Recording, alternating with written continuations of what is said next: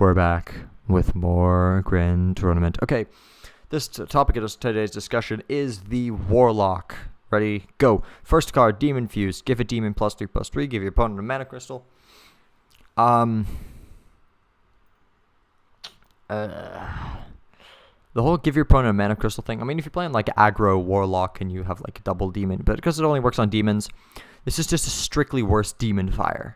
Demonfire can also kill a creature and doesn't give your opponent mana. But Demon Fuse gives you you get sacrifice the ability to deal damage and get the downside of giving opponent mana for +1/+1. I mean, it's not because it's permanent. Maybe it's not good. Demon Fuse is not a good card. Actually, have Tiny Knight of Evil. Whenever you discard a card, gain +1/+1, 2 mana, 3/2 demon. I mean, you can get the voice acting on this card is superb. The voice acting on this card is awesome. I love the voice acting on this card. I think it's small in size, large and evil is what he says. But this guy, whenever you discard a card, gain +1/+1. How often do you discard cards in Warlock? Like you're playing, I don't know, maybe Dark Bargain, Fist of Jirax. If you're playing like Dark Bargain and Fist of Jirax and like Succubus and Doomguard, well, chances are you're playing Warlock wrong. That's not how you Warlock. You play Handlock, you play Zoolock, you play Demon Lock. You don't use those crappy cards. So Tiny Knight of Evil, you don't discard cards very often, so you're not going to get very much value out of him. Most of the time, it'll just be a 2 mana 3/2. So, not very good. Next up is Wrathguard, 2 mana 4/3. Really good. It's the demon as well, so great stats, and he's got a tag. Whenever this minion takes damage, I'll steal that amount to your hero. I don't know if you forgot, but Shield Slam is a card. So I've had games where my opponent's played a Wrathguard. I'm a warrior. I'm a control warrior. And I'll just Shield Slam the Wrathguard for 35. Or it comes out of a Shredder. I'll just Shield Slam the Wrathguard for 30. And I automatically win the game. But basically, Wrathguard is is really, really bad. Because if he gets over-damaged, it's not like he'll just deal 3 damage to you. It's when he's over-damaged, you'll take that much extra damage. You will take... If so opponent hits him with a Dr. Boom, you will take 7 and not 3. So Wrathguard, if you play him on 2, yeah, sure, he's pretty fine if you play him on 2. But again, the danger of like a big shield slam from like a shield block coin shield slam is kind of huge. So he will insta-kill you if you play him anytime against a warrior. Do not ever play Wrathguard. Do not ever try playing Wrathguard. This card is terrible. It's one of those cards that can instantly lose you the game if you play him. Fist of Jiraxis. Whenever you play or discard this, deal 4 damage to random enemy for 4 mana. It's 4 damage for 4 mana. It has the bonus of activating when you discard it, but it costs 4 mana for 4 damage, and it's not even targeted. It is random. So Fist of Jiraxis, in my opinion, is not very good. In case you couldn't tell, it is not a good card because the damage is random. I mean, you can get it like those 2 fists hit face. Like you have 2 Fists of Jiraxis, you play Doomguard, both Fists of Jiraxis hit face, and you hit with a Doomguard for 13 damage and you win the game. But that's... How often does that happen? I mean, if your opponent's got creatures on board, then the fists will probably hit the creatures. Might hit something you don't want it to hit, like a Pilot Shredder pops a Doomsayer and you lose. Or you might win from the Doomsayer, who knows.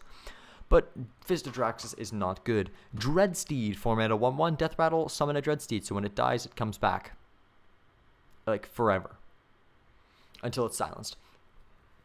This is one of the cards that initially I thought was going to be terrible. When I first saw this, I was like, why would you play a 4 mana 1/1? You got Piloted Shredder, you got all these other great 4-drops. Why play a 1/1? Then people have started making it work with like Baron Rivendare and Kel'Thuzad, and oh my god, Dreadsteed has actually had a little he's had a little bit of success actually with Power Overwhelming, even with Demon Fuse, with the aforementioned terrible Demon Fuse. But Dreadsteed, because you have like Power Overwhelming, Demonfire, Demon Heart, you can get crazy. Like if you start playing the Dreadsteeds and you start buffing them, and then when they die, they'll just re-summon back, and you can kill them into more stuff, and get even more Dreadsteeds.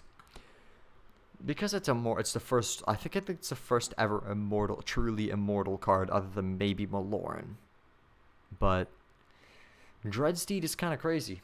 It can get out of hand. Chances are it won't. It's okay. You have to build around it. It's like Wailing Soul. You have to build around Dreadsteed.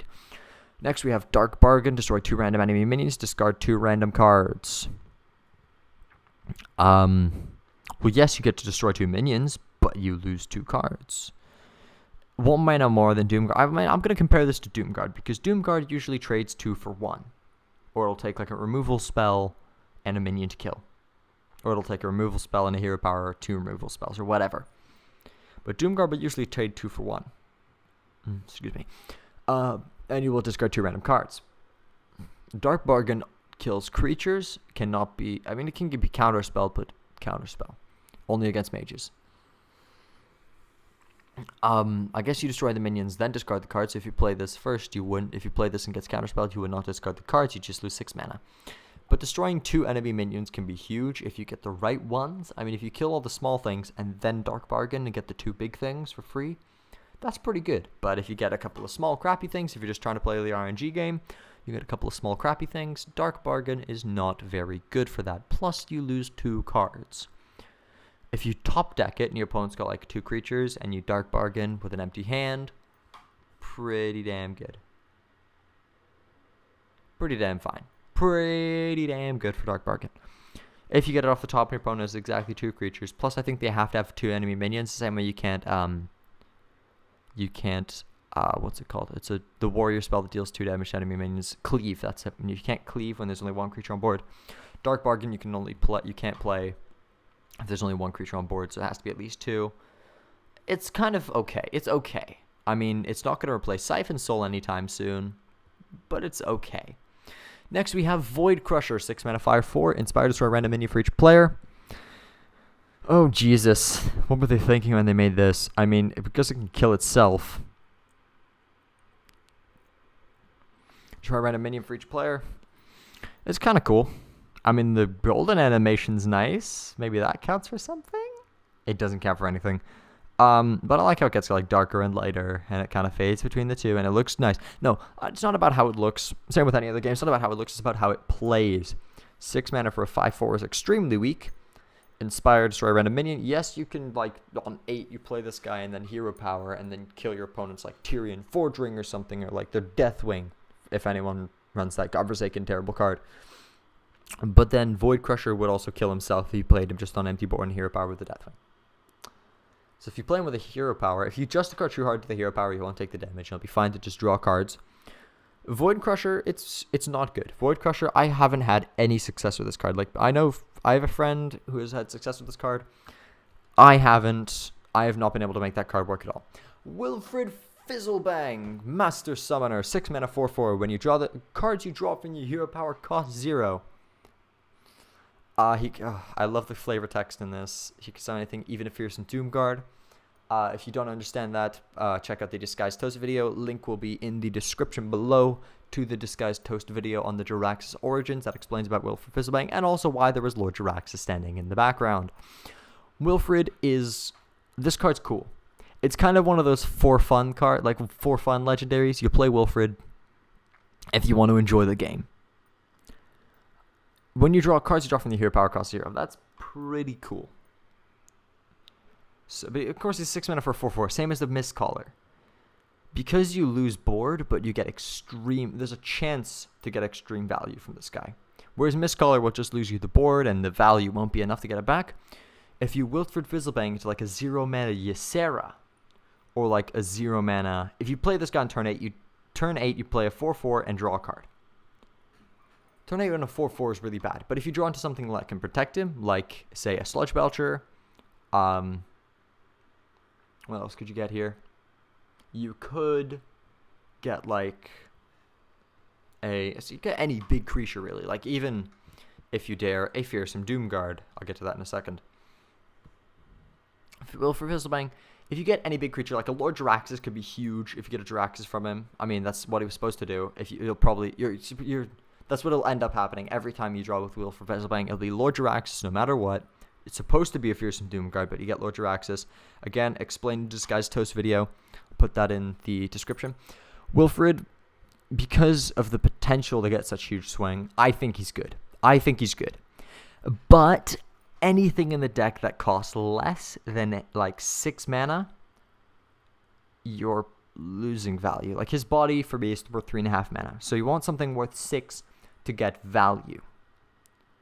So anything worth less than 6 gets you no value. If you draw into like Emperor T and you play Emperor Thorson, you got like all these cool cards. You got a load of cards. You got a bunch of cards in your hand.